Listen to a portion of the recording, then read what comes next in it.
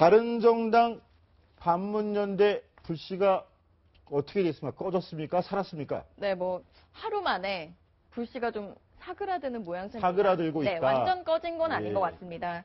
네, 어제 토론에서도 문재인 후보가 사실상 시사 토크 프로그램 진행자처럼 다른 후보들에게 단일화에 대한 입장을 직접 물어봤었습니다. 그래서 제가 입장을 한번 정리를 해봤는데요. 문재인 후보가 다른 주자들에게 단일화 얘기가 계속 나오던데 실제로 할 거냐라고 물어봤습니다. 그래서 주자들이 이렇게 대답을 했죠. 유승민 후보, 절대 할 일이 없다. 안철수 후보, 선거 전에 연대는 없다. 집권하고 나서 함께는 하겠다. 그리고 홍준표 자유한국당 후보, 왜 우리한테 묻냐. 마음대로 해야지. 라고 얘기를 했고, 심상정 후보는 유승민 후보의 완주를 응원했습니다. 사실상 표면적인 발언들만 보면 단일화가 사실 물 건너간 게 아니냐라고 보여지는데요. 특히 유승민 후보는 일관되게 단일화는 없다라면서 완주를 하겠다고 하는 입장입니다. 자유한국당 측은 오히려 보수 대통합을 주장을 했었죠. 바른정당 그리고 새누리당 남재준 후보, 조원진 후보와 함께 단일화를 할 수 있다고 했었는데요. 어제 단일화를 하려고 했는데 오늘 발언은 어땠을까요? 오늘 발언도 한번 들어보시고 이야기 나누시죠. 사실상 그거는 상징적인 의미가 있습니다. 보수 진영 후보 단일화라는 거는 저는 뭐 유승민 후보도 같이 했으면 좋겠는데 유 후보가 아마 차기인가 차차기를 보고 완주할 것으로 나는 봅니다. 안 후보하고 단일화는 의미가 없어요. 전국에 가서는 보수 우파 집단들이 안철수 후보 선택 못합니다. 결국 중간지대는 쪼그려듭니다. 지금 안철수 쪼그려들고 있잖아요. 자, 강병규 기자. 그런데 문재인 후보가 이 반문연대에 대해서 또 때리고 나섰습니다. 적폐연대다 이렇게 얘기했는데 어떤 의도입니까? 근데 말씀하신 대로 이제 반문연대를 적폐연대로 규정한 것은 아무래도 문재인 후보가 이 단일화, 상대방의 그 단일화를 좀 좋아하지 않는 것 같다라는 분석을 좀 내놓을 수도 있습니다. 왜냐하면요, 현재 지금 문재인 후보와 안철수 후보가 2강 구도에서 그 안철수 후보 측에 지지를 한 것으로 평가되는 그 중도 보수층이 지금 좀 약간 홍준표 후보 쪽으로 이동됐다는 평가가 좀 나오고 있지 않습니까? 그러면서 이런 문재인 후보가 좀 더 유리해졌다는 지금 상황에 놓여 있는데, 그런데 만약에 나머지 후보들이 반문연대라고 해서 만약에 단일화를 내세운다면 문재인 후보에게는 사실 썩 그렇게 유리한 상황만은 아니겠죠. 이 나머지 지지층이 결집되는 효과가 나기 때문에요. 따라서 이 적폐라는 단어를 쓰면서 정권 교체에 반하는 그런 일이다라고 규정을 해버리면서 이런 뭐 반문연대를 단일화라고 계속 규정을 하고 있는 것으로 보입니다. 네, 민주당 추미애 대표도 안철수 후보의 간복이라며 비난 공세를 펼쳤는데요. 목소리 들어보시죠. 박지원 대표는 단일화는 없다라고 하고, 그러나 또 손학규 선대위원장은 여지를 두고 있는 듯합니다. 두 개의 입으로 여론의 눈치를 보겠다 하는 전형적인 간보기 정치라 할 것입니다. 안철수 후보가 이러한 간보기 정치에 동의하신다면 당내 두 개의 목소리에 대해 분명한 입장을 정리해야 할 것입니다.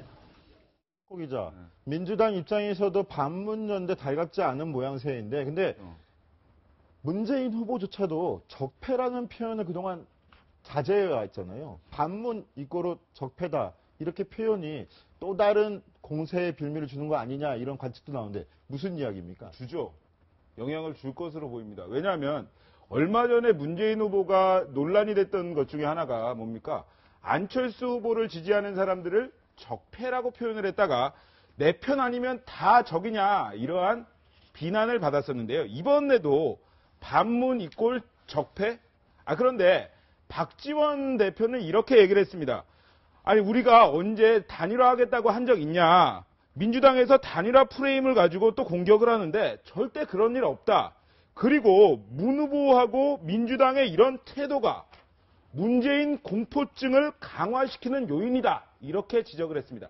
결국 우리는 단일화할 생각도 없는데 너희가 우리 단일화한다고 가정을 해서 비난을 한다. 왜 뭐가 두렵길래 그렇게 뭐 하지도 않는 얘기를 지어내냐. 이러한 것으로서 비난의 화살을 민주당으로 돌리고 있는 겁니다.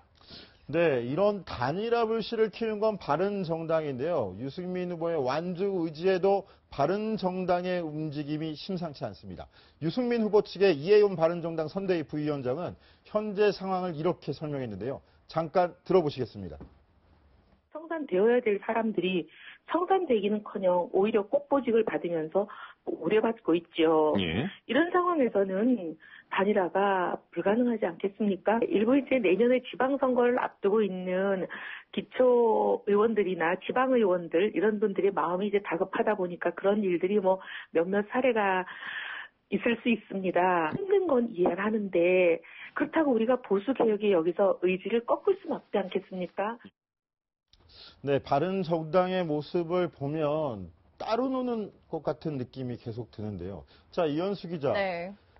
유승민 후보 측 또 이해원 부위원장 저런 입장하고 달리 주호영 바른정당 선대위원장은 또 다른 논의의 회의장을 갔다는데 무슨 이야기입니까? 네, 후보 주자의 의사와 조금 별개로 당에서는 단일화 움직임에 적극적으로 임하고 있는 모양새입니다.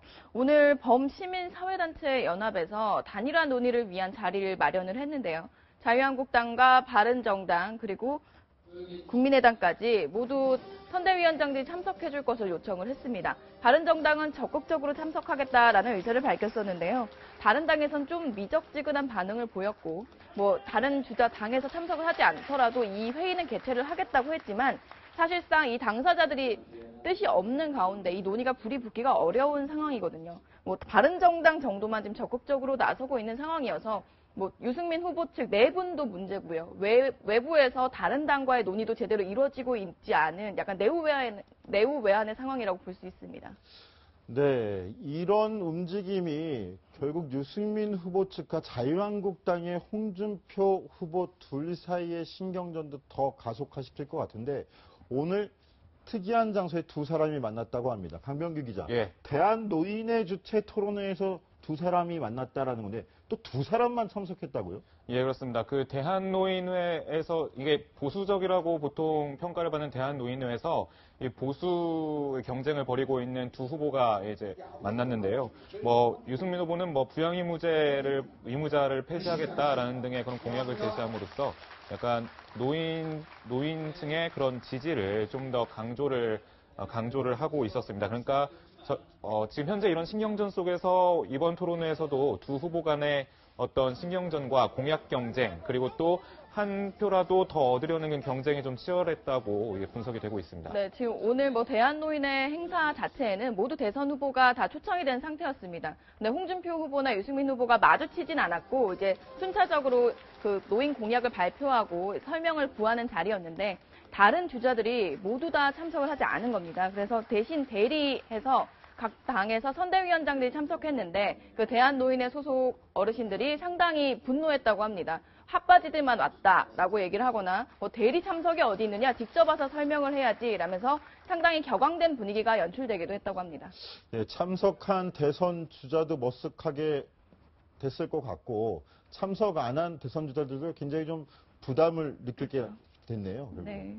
자, 이런 가운데 유승민, 홍준표, 유승민 후보의 자녀들이 유세 경쟁을 오늘 펼친다라는 이야기가 있는데 이현수 기자 소개해 주시죠. 네, 보수 진영 이제 단일화를 할 것이냐 안 할 것이냐 기로에 서 있는 두 주자의 자녀들이 적극적으로 나서고 있습니다.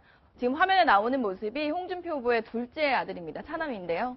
오늘 송파 지역에서 지역 유세에 직접 나선 모습입니다. 아, 저희 오늘 오전 유세 현장이군요. 그렇습니다. 네, 빨간 그 당 점퍼를 입고 아버지 이름이 적힌 이름의 점퍼를 입고 적극적으로 트럭을 타고 다니면서 유세 연설도 하고요. 그리고 식당이나 이런 데 들어가 적극적으로 우리 아버지 참 좋은 분이다. 알고 보면 이런 언급을 하면서 열심히 다녔다는 후문입니다. 일덕연수도 굉장히 열심히 했나 봐요. 네, 첫째 아들과 둘째 아들이 계속 하고 있다라고 했었지만 사실상 지금 옆에 점퍼에 작은 아들이라고 써 있어요. 네, 그렇습니다. 보셨네요. 작은 아들이라고 써 있죠. 큰 아들은 또 큰 아들이라고 써서 다른 지방 지역에서 유세를 하고 있는데요. 좀 적극적으로 이제 자식들이 함께 나서는 모습입니다. 특히 이 차남 같은 경우는 뭐 조만간 이제 혼사를 앞두고 있어서 그 부분도 저희가 한번 소식을 전해드린 적이 있었는데요. 이제 아들들이 이렇게 같이 띄워주면 후보도 상당히 도움이 될 것 같습니다. 그리고 오늘 저녁인데요. 유승민 후보의 딸이죠. 유담 씨가 뭐 저녁에 홍대 일정, 유세 일정에 합류한다고 합니다. 이제 중간고사를 마치고 드디어 본격적으로 하는 건데요. 지금 화면에 나오는 모습은 대구 동성로에서 깜짝 등장을 했을 때의 모습이었습니다. 그때 뭐 관련해서 마이크를 잡고 발언을 하거나 하진 않았는데요. 오늘 홍대에서 앞에서 유세를 할 때는 어떤 발언을 내놓을지, 뭐 어떤 모습으로 나올지 관심이 모아지고 있습니다. 자, 유담 씨 하니까 그 지난주에 나왔던 얘기가 중간고사 끝난 다음에 유세에 나온다는 중간고사 끝난 건가요? 그렇죠. 이제 끝나고 원래부터 한 목요일 정도부터 같이 하기로 했었는데요. 오늘 유승민 후보가 서울에서 주로 일정을 잡으면서 뭐 이화여대와 홍익대, 이제 젊은 층들을 만나기 위해 본격적인 저녁 유세에 나섭니다. 이 저녁 일정부터 함께 하는 것으로 알려졌습니다. 네, 그렇군요.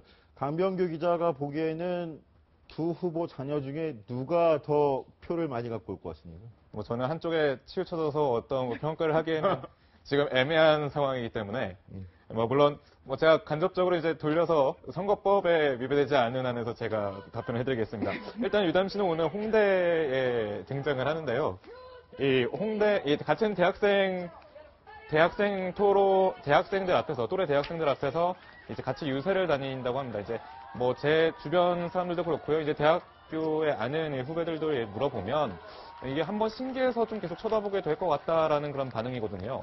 물론 홍준표의 작은 아들과 뭐 여러 자녀들이 이런 선거 운동을 펼치고 있으니까 뭐 어떤 한 분이 더 낫다라고 이렇게 말씀하기는 좀 애매하지만 물론 확실히 분명한 거는요. 일단 대선 후보들이 자식 자랑에 적극적으로 나서고 있고 이 자식들이 이 유세를 나오면서 좀 더 친근한 이미지를 얻고 있다는 것은 분명한 사실인 것 같습니다. 우리 강병규 기자는 대선 후보들 자녀 이야기만 나오면은 유독 얼굴이 좀 붉어지는 것 같은데. 제가 원래 이유는 제가 언급을 하지 않겠습니다만. 네, 알겠습니다. 네.